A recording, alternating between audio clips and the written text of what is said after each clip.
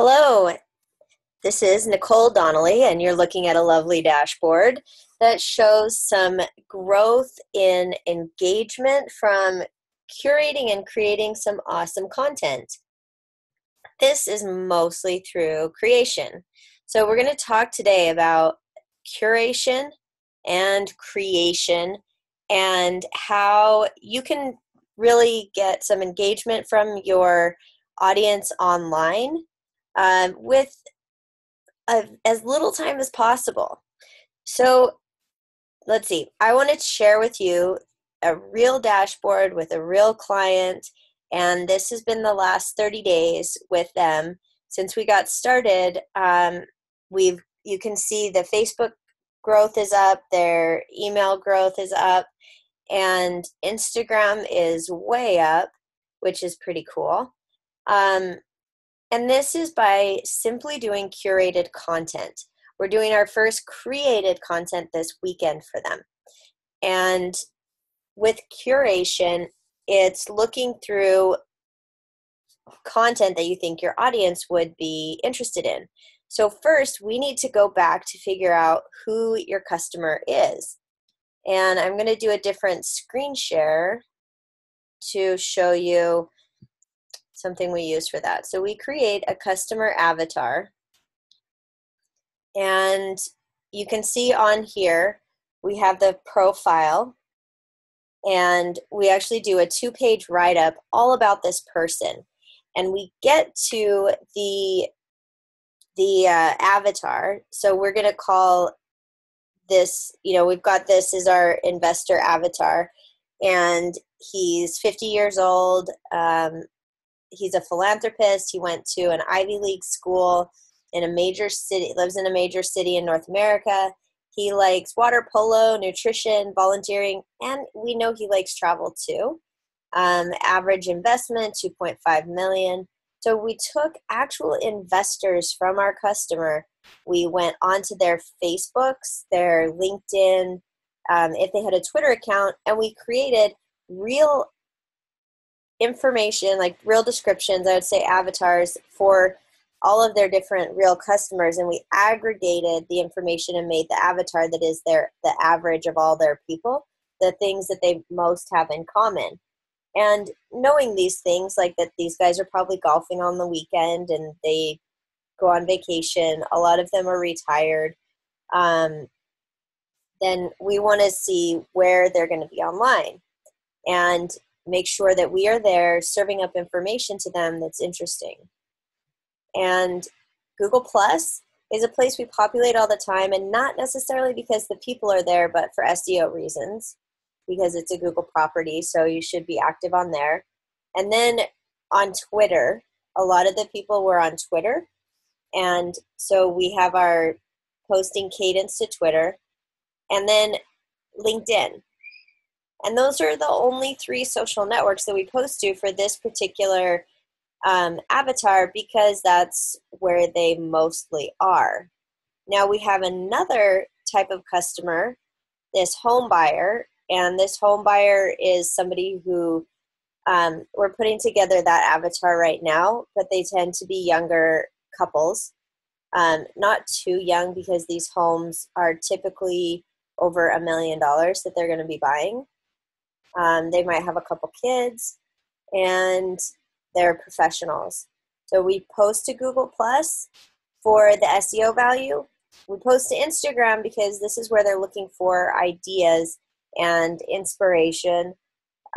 We post to Twitter because people are there too, and it's good for some of the professionals. And we post on Facebook. We also do Pinterest boards. Pinterest is the highest converting social network, and when people are looking at homes, of course they're going to go to Pinterest, and Pinterest results will show up in SEO searches because Pinterest has really high SEO value, and so you want to be there. So we're creating Pinterest boards for each of the homes that go up for sale, and we're putting all the appliances, all the things that are interesting to potential home buyers. And then we want to make sure that we talk about the different things that would interest them.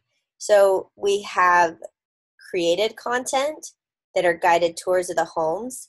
And in between, to keep that audience engaged, and if we have some new people, to get them into listening to what we have to say, we'll have things about the different neighborhoods in Portland, events in Portland. This is for home buyers in the Portland area, and good places to eat in Portland. Whereas when we're talking about this investor audience, they're interested in things more real estate market information, quotes from current investors that are happy and making money, positive press that we get, and also some lifestyles. There's Portland lifestyle, but also lifestyle content globally. So we did a post on, the best golf resorts around the world, and people loved it. And, we're checking that out. All right. So then we have the cadence.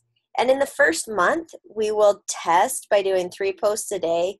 And then after the first month, we can get a good gauge on what time of day and day of the week works for people and works for the different audiences. And then we'll just post on those times. So we've got one client that if he posts a video on LinkedIn at 8 a.m., well, between 8 a.m. and 8:30 on a Saturday morning, that is his optimal time out of the whole entire week. And we can guarantee that he's going to get a minimum of 2,500 views on it by Monday. He'll also have people clicking through to take action on what he asked them to do. And it's a video on a Saturday morning. And we found this out by posting a lot of content and seeing when his best times were. And then video content gets the most interaction. And for him, it was a really good and his is local, really specific. So that's a really good number of interactions to have too. And we want to make sure that we stay on brand. So we put the guidelines in here too. And then from a what's interesting perspective, now we've created this for our client. And when we are done with this, we can make this anonymous and post it somewhere. I mean, I don't know how many of you might be interested in this, but this is an interesting piece of content for somebody who's looking at how to build out their social, and it's got the bright colors, it's an infographic style, and so for our client, they get this as a product to take with them, and then we can also put it out there. And some clients are okay with us putting their names out there, and then we promote the content plan. So this serves a double purpose. And I'm going to show you something else that we are creating for them. And we create this for all of our customers. And this is the customer journey map. And with a customer journey map, we look at all of the phases that we want to interact with these people. So in awareness, when they're just learning about your company or brand, what are the things that you do? How did they learn about it? Did they get an email? Did they land on a landing page from an ad? So advertising would actually be the first step in here. So we want to map every interaction that your customer is going to have, and we want to surprise and delight them all along the way. And so we have been documenting all the things that they're currently doing, and then we are adding things that will be that surprise and delight. So after a transaction, what do you do to keep your customers engaged and possibly even coming back? With the nurture part is really important, and to think about all of the things that you're going to do there. And nurturing can be as simple as serving up awesome recipes to barbecue, barbecuing in the summer, or sharing some cookie recipes for Christmas. And that can be considered nurturing if that's something that your audience is interested in. Now, the recipes for 50-year-old retired person who probably doesn't do so much cooking, not the best strategy there. Okay. And I'm going to show you something else and close the customer journey. I love looking at customer journey maps because we can really determine where there's opportunities to grow what they're doing and improve it. Okay, So I'm going to show you where I create all the cool things. And I do it in Canva, which is free for basic and like $10 a month for business. And the business version is really cool because you can set all of your brand, you have a brand kit in here. So this is where we create things, is inside of Canva. And I want to show you something that's a little hack in how you can get more views on a post. Now, if you have a video that is less than 3 seconds and you're doing an Instagram or a Facebook post with this video, you can boost the post for the same price as static content. It doesn't pick up that it's video until it's more than about 3 seconds. So Canva has this really cool feature. So here's the little image. I'm going to click on download, and there's this experimental animated GIF movie feature. It's going to take a minute to preview, but this will give you the bang of video that grabs people's attention, and you don't have to actually produce a video. You can simply make a graphic and have it be an animated GIF, and it gets people's attention. All right, so you saw, I don't know if you saw how that came in. We'll run it again. There we go.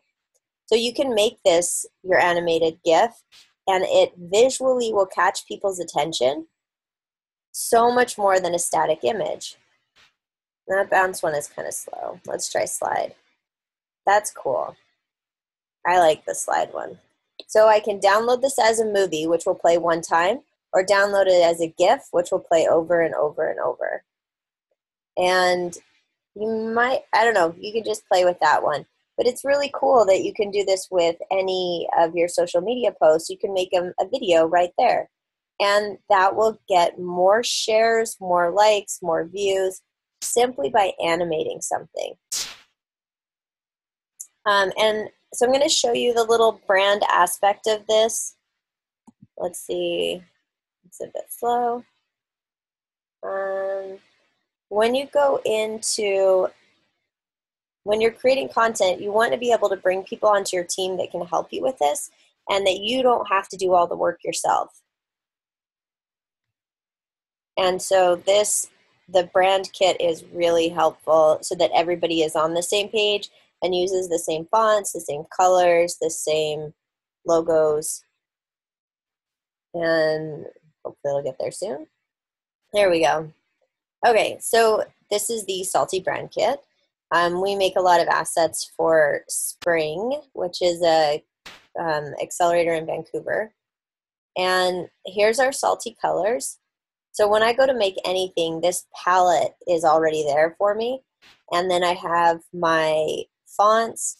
And then I also have my templates, which is really cool.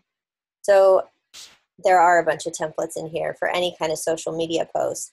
But I'm going to show you, oops, maybe I'm not going to show you a different team. Let me see. All right, so this is a different team that I'm on, and this is a client's team. And I will go back to their main page and show you. The logos are here, and so depending on, like, this one's right justified, so we put the logo in the right corner with the text lined up over there too. But this one we can turn into an animated GIF too. And this is a simple listing for a home that is going to be sold. So it looks like my Wi-Fi is a bit stalled right now. So I can't show you all the cool things that are going on over here. But if you get nothing else from this little moment with me, I want you to see that you can make a video. This is air quotes video. And all you have to do is animate a Canva graphic, because this will boost your exposure. It'll boost the likelihood that someone's going to click on your posts. Like, this is a super, super simple and valuable thing that will get people's attention. And if people aren't clicking on it, try a different kind of content. But make sure you know who your customer is. which social networks they're on and that you have interesting content for them to engage with. And always measure the content and measure what's going on so that you can see, time of day, day of week, that is the optimal time for posting, and you will notice that your engagements go way up. All right, so I think we're going to call it for now, and I will see you guys down below in our chat in just a minute. All right, have a good day. Bye.